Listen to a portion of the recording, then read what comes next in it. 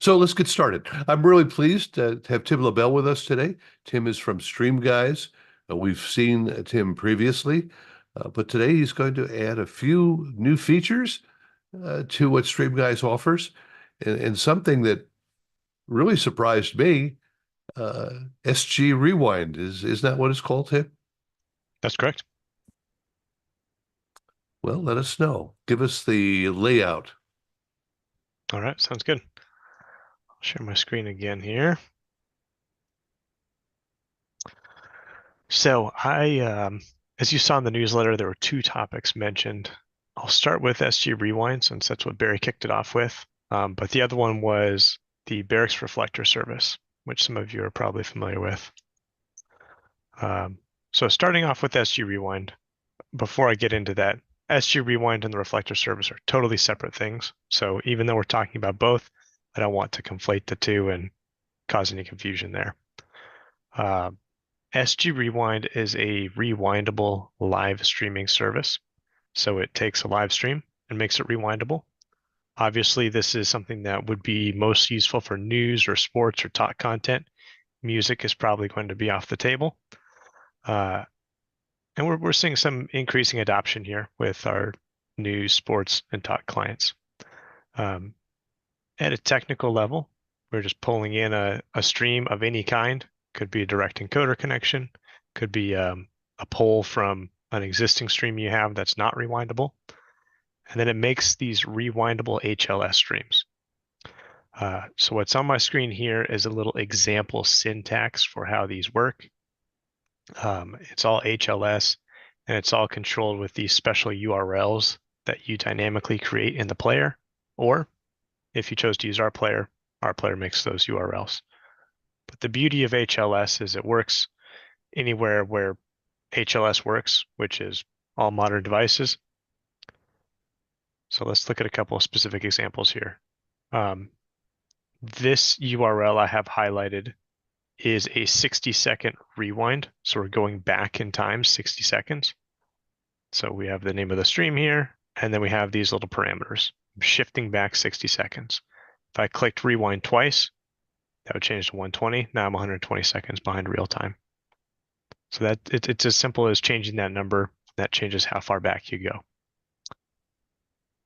We also have some use cases for epoch timestamps. So if you wanted to go to a specific time as opposed to, a specific number of seconds back, uh, your program guide more likely will have specific times. Wednesday at noon is when this show starts, and maybe a user wants to go back to the start of that show. We use epoch timestamps for that. And you can see very similar formatting here, UTC start, and then the window of time you're retrieving to load into the player. So in this example, we're getting this epoch timestamp, and then I'm loading 3,600 seconds into this URL. And it's basically an on-demand HLS URL that then gets loaded into the player. So that's the back-end technical side of it. In application, this is what it looks like. I'm listening to the stream live. Rewinds 1 minute, 2 minutes, 3 minutes. I could go back as far as I want like that. And this is just listening live, 5 minutes behind live. So that was the 60 seconds, 120 seconds, etc. backwards. If you wanted to go back to the start of the current show, you can click this little button here to go back to the start of that show and continue to cycle back through previous shows. You can see in this example, we just have hours of the day here. So it's a very simple example. But this is a full XML program guide that can be automatically created or managed by the broadcaster. And so it could be exactly what your program guide is with artwork and correct metadata for each show. There's also functionality for preserving ID3 metadata. So if you do send any dynamic metadata in the stream, that can be displayed here in the rewind. Scuddy35 is supported for ad injection as well in the rewind. And that's kind of leaning into the video world of ad insertion a little bit because videos used Scuddy35 more than audio. But there's technologies out there that can do dynamic CAD insertion with SCSI 35, making that SCSI 35 preservation a potentially viable ad insertion technology. Well, that's SG Rewind in a nutshell. Any questions before I pivot on over to Reflector? When you set these things up, Tim, the user can go back how far? It's totally up to you. So you as the broadcaster get access to our SG Recast panel for creating these. So it's not that exciting, so I didn't show it here. But it's just a little form you fill out to say, here's my stream, here's how far I want to preserve. So that's all configurable by you. It could be, 60 minutes, or it could be 3 weeks. It's up to you. You configure it, and that's how far back people can go. Very interesting. I mean, from the standpoint of rehearing a song that is your favorite or a news item that you only have heard, to me, that's a really nice thing to have. Yeah, we agree. Assuming that you've gone back far enough, can you go forward? Yes, you can. All the same navigations work in the other direction. So I could go back to the present. If I go back 3 minutes, I can switch back to real time.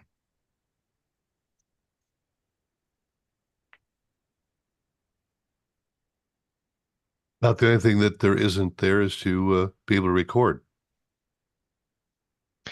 Yeah, we don't give users the access to the ability to record. Broadcasters have the ability to record within our backend if you wanted to, but that's not something that we're letting listeners do. Okay.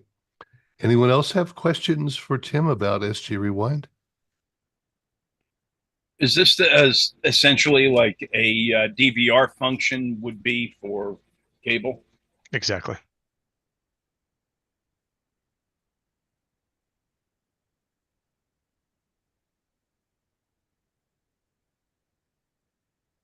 All right, well, I'll switch on over to Reflector here. So Reflector is totally different.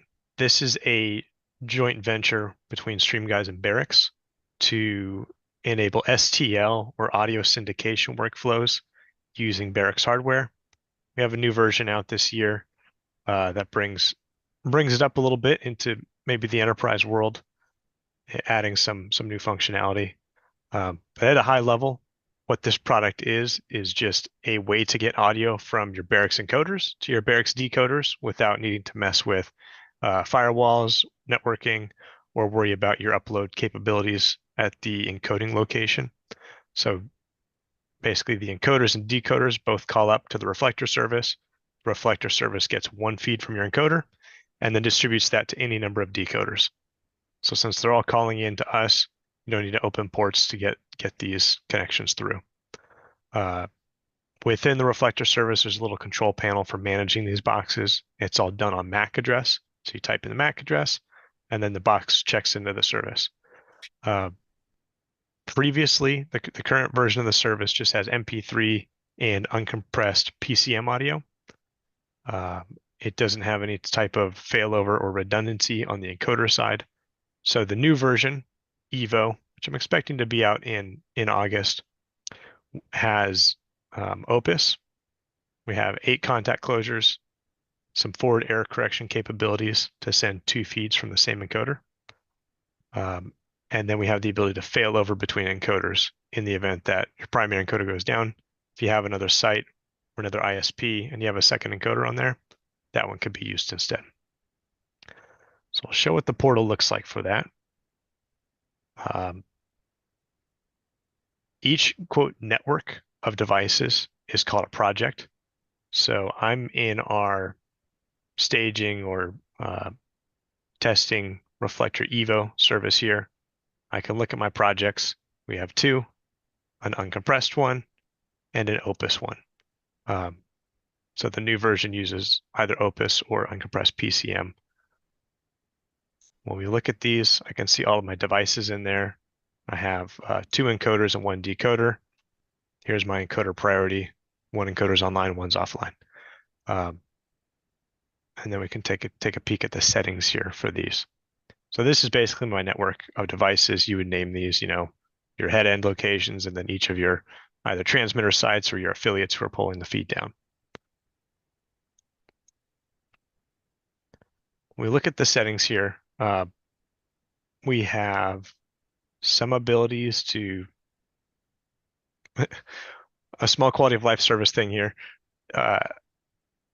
The old service could only send one alert for the whole account. And so if your affiliates boxes go offline, you get notifications. That was super annoying. So now you can have this decoder's notifications go to the engineer for that site, or you could just not send one at all if they don't care. So I think that's nice. There's a backup stream here. So if all of your encoders are offline, we'll play this backup stream instead. This is just an internet stream. We do have some constant delay options. So if you wanted to make sure that this decoder was always 3 seconds behind the encoder, you could type that in here. So that's nice because then there's no variability there. It's always making sure it's exactly this amount of time behind. And this is per decoder, so I could have different settings for different decoders. And then metadata could be bridged through at this local port.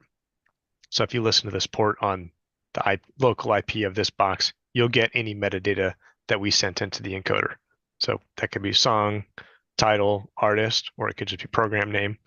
And then contact closures just go through as is, all 8 of those. If I look at the encoder settings here, there's a couple more options. So I can send PCM or Opus, mentioned that.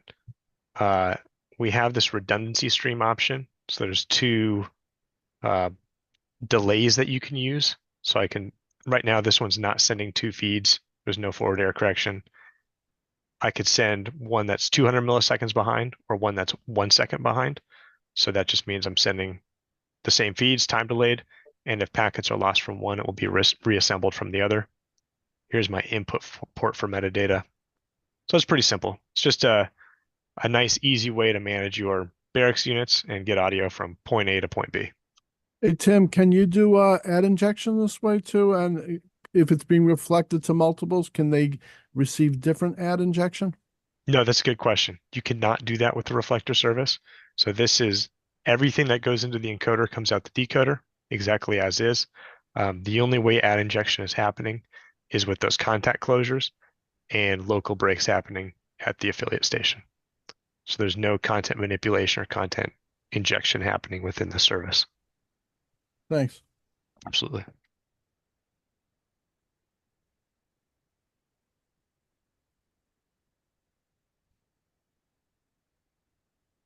Do you see this more as a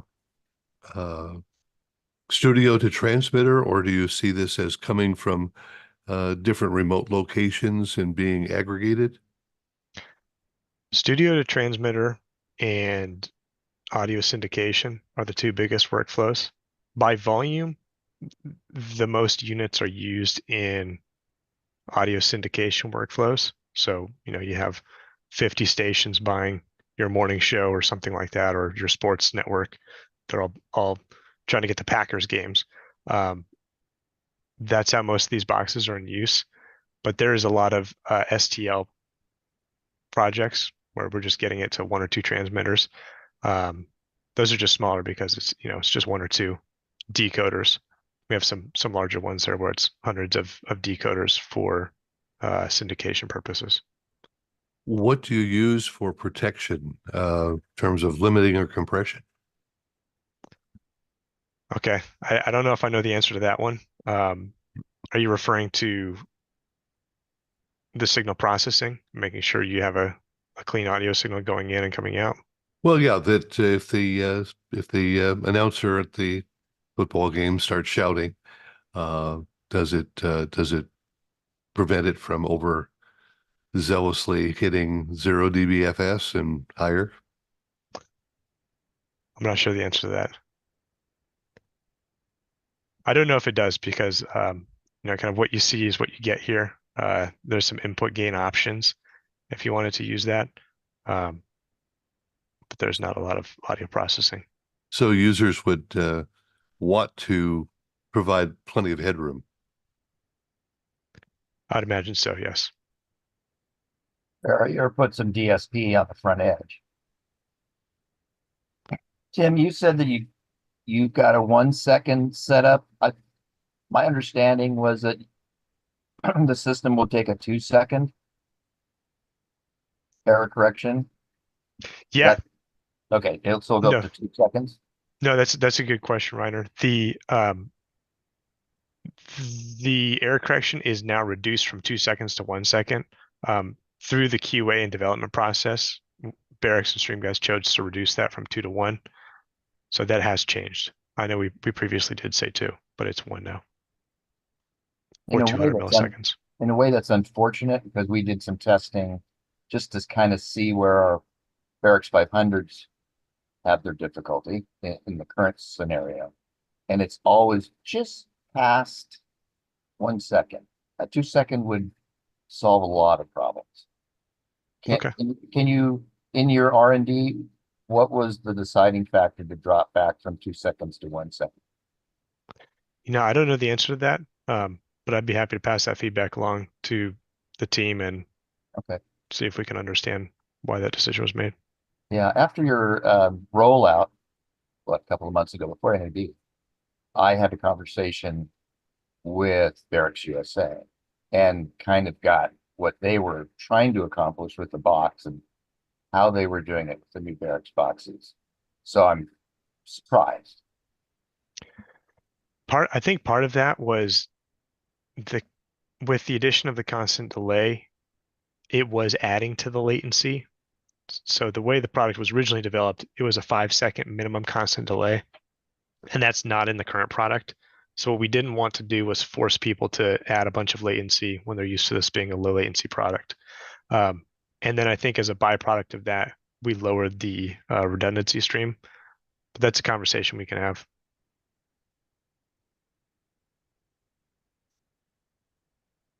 I'll actually jot that down as a note here.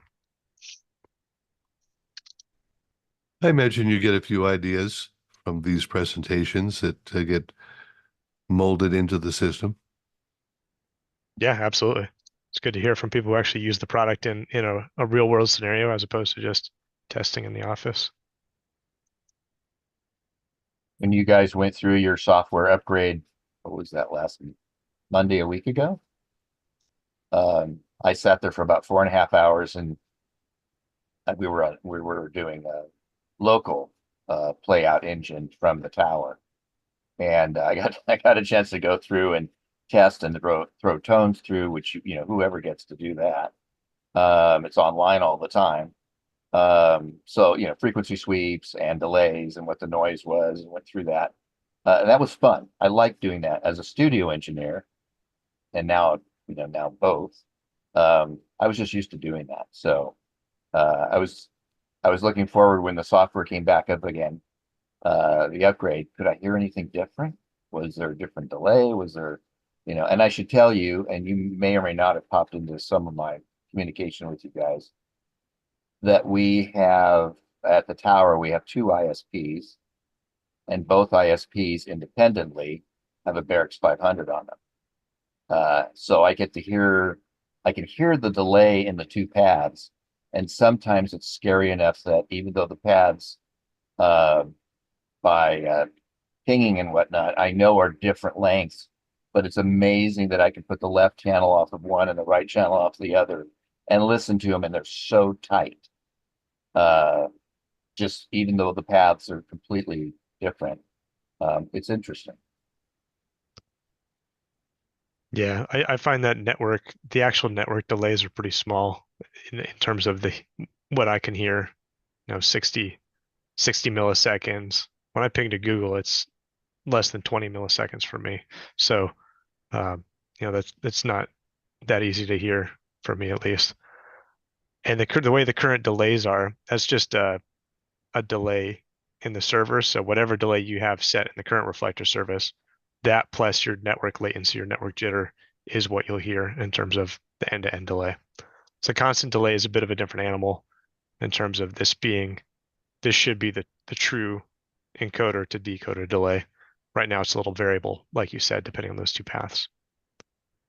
Yeah, I'm going to jump into an area that you're going to feel uncomfortable with it, I think.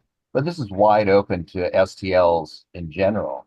When we hear what we think of in traditional sense of flutter, like we might hear off of a tape machine in the day, or other quickly changing parameters that are not constant, how often do you guys hear that inside of concerns? I'd never heard it until 2 months ago. And all of a sudden it was something that people said couldn't happen. And like thinking about it, and I'm like, I can hear it. I can hear it on one of the two decoders. Now I can hear it on both decoders, and trying to chase that process back through the chain. But we don't really ever hear flutter. I'd never heard it in whatever 11 years of using Barrick's product. Was that question for me? Or you asking Yeah, everybody else? I mean, it could have been for everybody. It could have been just for you as a service provider. Reiner, are you talking about jitter or flutter? Well, then we get back into, I'm going back to like vinyl and trying to figure out, or even to Mylar and trying to think of what was happening, like with a sticky puck or something like that. No, I was actually hearing flutter.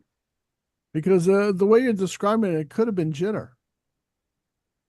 David, describe to me what you think jitter is, and this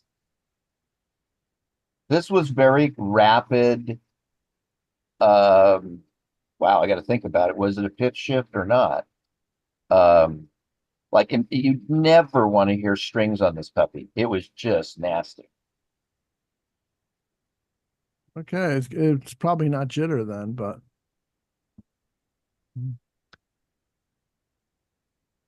So describe to me jitter and describe to me flutter. well, jitter you don't hear you really don't hear a pitch difference. So that's one thing right there. But I hear jitter. I'm trying to give you a good description. I can't give you a good description right off the top of my head. Yeah. I don't think it's a Barrick's reflector service issue, because I've heard it also I heard it on a Bridget probably 5 years ago. And so I'm thinking it's a topology, an interest in the topology of STL, of digital STL. That makes sense. Well, and then this has piqued my interest. I'm going way off of stream here. Of a microwave link with a couple of Barrick's boxes wrapped around it, and I've sent that as a question up to Barrick's AG. But it's a topology question. If you're doing that, if you've got STL boxes on both ends of a private microwave link, somebody said in one of the chats that flutter and whatnot is a concern. You've got to have a strong enough front and back end brain, for the lack of a better term, that can handle that type of data that's pushed back and forth. And all of a sudden I got interested, and then I was exposed to it again for the second time in 10 years or 5 years. And I thought, I don't know anything about this. What do other people experience? Tim, let me ask a question from this direction. The delay, do you contemplate that being used by stations using HD radio? That's a good question. And I try since to I'm have good questions once in a while. since I'm not an operator, I don't 100% know. I'll say what I do know is that the constant delay was built to assist with things like having broadcasters who need things to start at very specific times. So you want this program to start at a very specific time.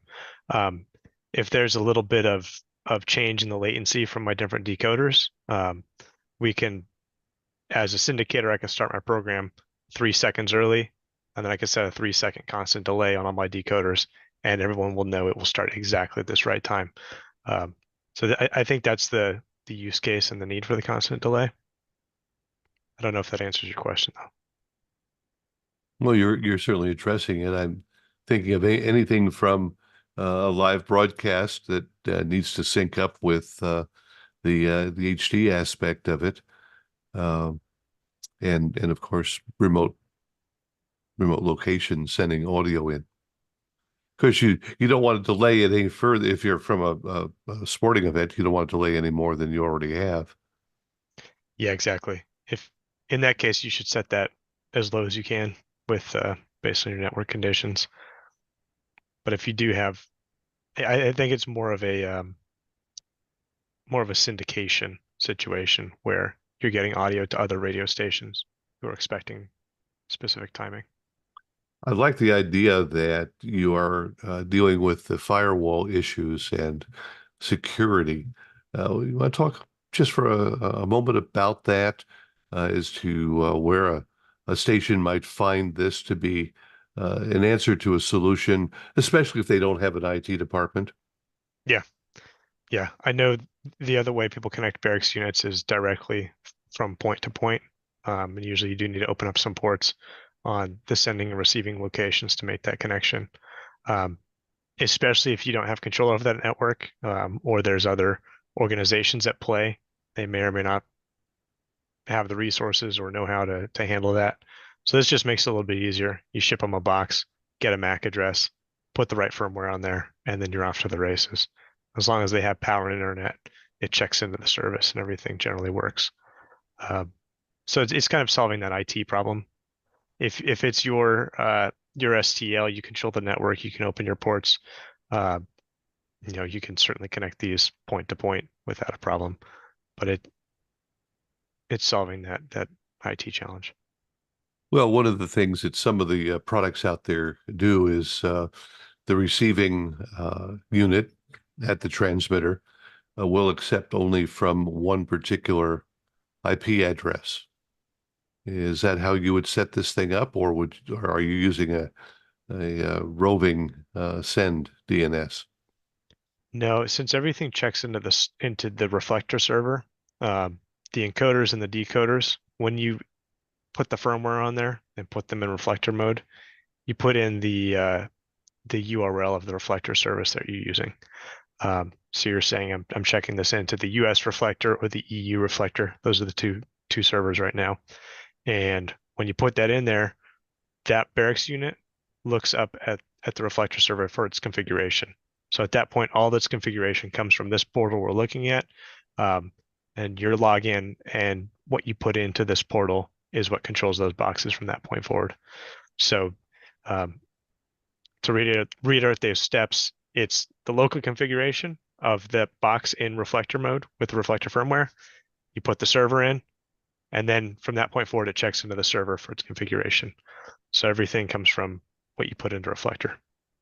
And you don't get any obscene R&B from some guy in Belarus. No, I know you're asking about, and no, those if you've read those press releases, those were not reflector projects. Those were barracks units that were doing point to point or just audio encoding that did not have a password change. So once you check something into reflector mode, that box should not be its local configuration should not be available on the public internet. You do not want to do that. And it's checked into the reflector. So all the audio it's getting is from the reflector. If you change the encoder in the reflector service, then whatever audio goes into that encoder is what will come out of your decoders. But well, that's what I'm getting at, is for stations that don't have an IT department or somebody is well versed in firewalls and connections, this is a way to ensure that no one will break in, or even if they look on Shodan and find a listing of a barracks box or something. yeah, that's right. The beauty of this is all the barracks units in the reflector service can be behind your firewall. You don't need to expose them to the public internet, and it's all secured by those checking into the barracks service. So you're exactly right. It's a secure and easy way for you to transmit audio and to avoid being in the news. Yeah, and it's relatively expensive compared to some of the other products, but I'll just ask the question anyway. Would you be compatible with a Telos or a Comrex unit? Not in this service. We're not exclusive to barracks, so we do work with other providers in different capacities. But this service is only for barracks units in streamers, X streamers, and LX 400s. Okay. Anyone else have questions for Tim on this streaming option, and especially as I was prompting the idea that smaller stations that really want to be secure, this is one way of doing that in a relatively inexpensive way. Has that system ever been hacked? No. Thank I wanted to bring up a positive story, Tim. Many years ago, the local LPFM that I'm donating my time to needed to go live at another site, live band, as opposed to out of the playouts in the studio. And I thought it was interesting. We went up to the tower and took an hour pre-recorded program, picked up the Barracks 500, ran it across to the stage area across town where the band was performing. We already had a console laid down. We just plugged the barracks into their local network at this, Army Reserve place, wherever it was, and it dialed home, so to speak, to the reflector service, and we were hot to the tower. And the same thing on the backside. There was just no horsing around with much of anything. Probably the only concern that we should have had was what's the width of the local connection, but it was great. The MP3 encoding and whatnot doesn't take up much. And we've done the same thing. We have a second, or actually a third or fourth unit that we just take out to the county fair. And you're right, you just dial into your control panel, change the MAC address or change the MAC number on it, and you're off to the races again. It's a great system for quick. And our story, or the station story, was when I arrived to install the transmitter and whatnot, the local non-technical people that were ready to broadcast had no IT presence. There was nobody there. It was just a simple home connection up at the tower, and the barracks boxes and the reflector service specific solved their issues about having to open firewalls and things like that. It was the solution to not having to open firewalls. So in that way, it's great. Thanks for sharing those. Appreciate that.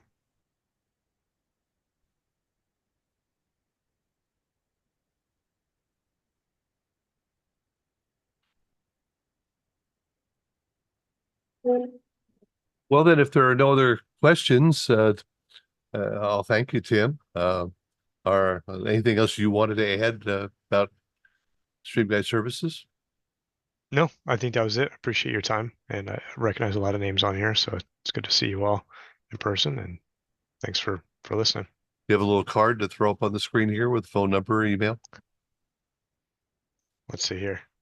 I have just go to streamguys.com. That'll point you where you need to go. If you call the sales line, you can talk to me. Yeah, so All right, streamguys.com, you can find us. that works. Yeah, and we're happy to have you back another time and see if we can talk to one of your users at one of these days and see a system in operation. Yeah, it's a great idea. Appreciate the opportunity. Thank you. Thanks, everybody.